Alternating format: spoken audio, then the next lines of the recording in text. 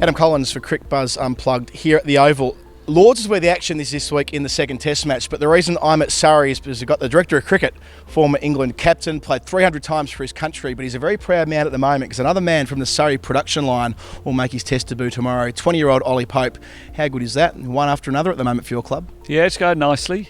Full credit to the lads. Obviously, it's great that we saw Sammy Curran last week play for England, and it's Ollie Pope's turn this week. But it's real credit to the club. First up, the academy and the age group system. Gareth Townsend, our director of the academy, has done a fine job, along with all those coaches who have helped bring the youngsters through. And then here professionally, obviously our head coach Michael Divenuto has done a great job, along with Vikram Solanki and everyone else. But we're keen to push our youngsters. We give them opportunities, see if they can grow. We certainly believe that young players will grow quicker than perhaps a 27, 28-year-old's already been in a system, and the rate of growth will be quicker and sharper. And Oliver Pope and Sam Curran are two perfect examples. And for those who haven't seen Ollie bat before, and he's doing such a great job at Surrey, just 15 first-class games, averaging 63, leading the runs in Division 1 this year. What sort of player can people expect on the Test stage? Well, one, he's a good player. You know, he wouldn't have been picked otherwise. But what he's got an old head on young shoulders. He's understood his game very well at an early stage, which is a real plus, because a lot of people are still learning their games. He'll continue to learn and develop. But he understands what he can do and also what he can't do. But he also has a real appetite for run scoring. We've put him in at number 6. We believe that's a good place for young players to develop their own play. And he's played some seriously good innings, some pressure innings when the team perhaps haven't got off to a great start. He's come in, steadied the ship and gone big. And that's the important thing. He doesn't just get 100, he gets big hundreds.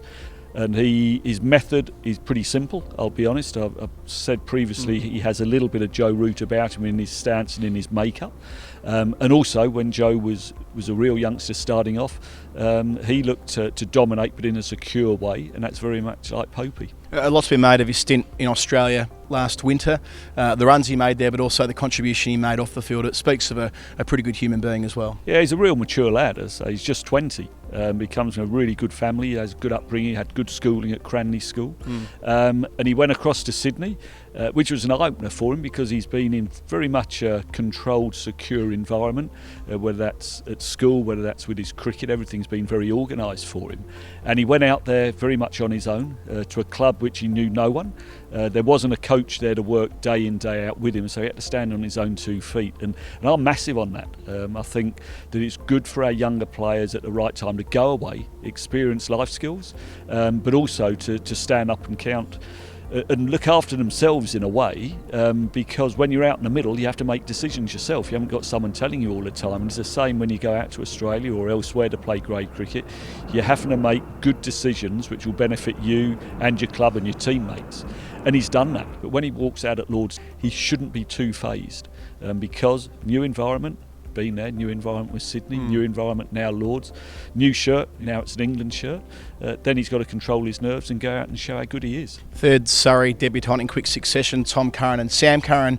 We saw him debut at Headingley, but man of the match last week at Birmingham. That must again bring you immense pride and be the platform to build a long international career. Yeah, listen, it all's come in a bit of a rush for all of them, but it's great to see, as I say, because we have a duty here.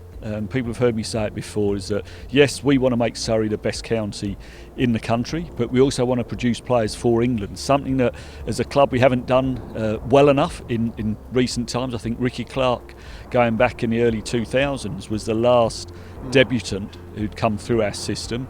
Then we've had Zafran Sari, who's now retired. We've seen Gareth Batty, and now more recently the Currans and Ollie Pope. So we're doing something right. But as I say, going back to Sam, the way in just his second Test match looked as though he'd been playing Test cricket for a couple of years, again speaks volumes of him. You know, we slung him in here as a 16-year-old schoolboy in a full house T20 game. He just enjoyed it.